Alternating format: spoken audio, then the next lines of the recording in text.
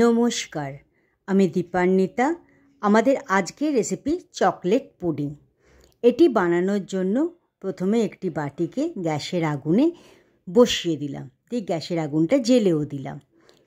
এরপর তাতে সামান্য জলের ছিটে, যখনই আমি দুধের কোনো কাজ করি একটু জলের ছিটে দিয়ে নিই।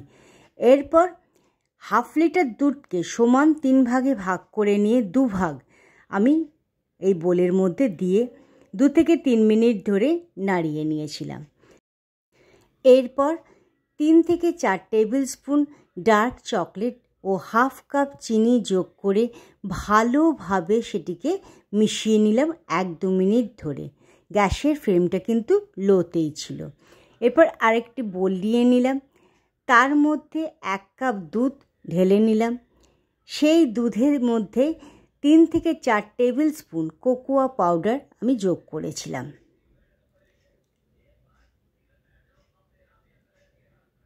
এবং 1/2 কাপ কর্নফ্লাওয়ার যোগ করে দিয়ে ভালোভাবে সেটিকে মিশিয়ে নিলাম।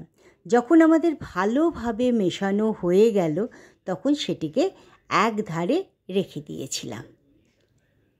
এরপর যেসব বাটিগুলোর মধ্যে আমার পুডিংটা সেট হবে সেই বাটিগুলো নিয়ে তাতে 2 থেকে 3 ড্রপ মতন সাদা তেল, আমি এখানে সানফ্লাওয়ার অয়েল ব্যবহার করেছি, দিয়ে বাটির গায়ে চারিদিকে লাগিয়ে দিলাম।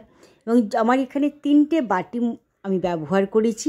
3টে বাটির গায়ে ভালোভাবে তেলটাকে লাগিয়ে নিয়ে একটা কিচেন টাওয়েল দিয়ে সেই গাগুলোকে মুছেও নিলাম। এতে পুডিংয়ের মধ্যে কোনো তেলের গন্ধ আপনার থাকবে না।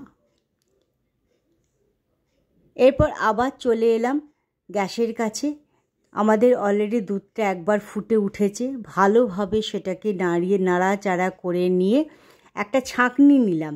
যে কোকোয়া পাউডার আর কর্নফ্লাওয়ার দিয়ে যে মিক্সচারটা বানিয়েছিলাম সেটা ওই ছাঁকনির সাহায্যে ছেঁকে নিয়ে ওই দুধের সঙ্গে মিশিয়ে দিলাম।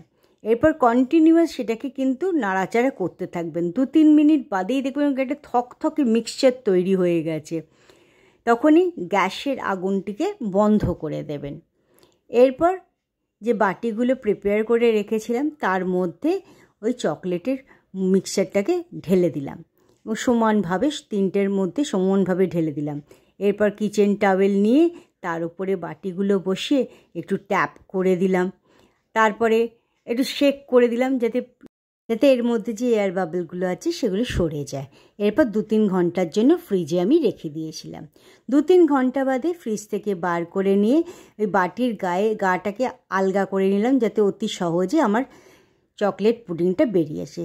উল্টে একটু প্লেটের ওপর ট্যাপ করতেই বেরিয়ে এলো। তারপর তার ওপর কিছুটা কোকোয়া পাউডার ডাস্টিং করে দিলাম।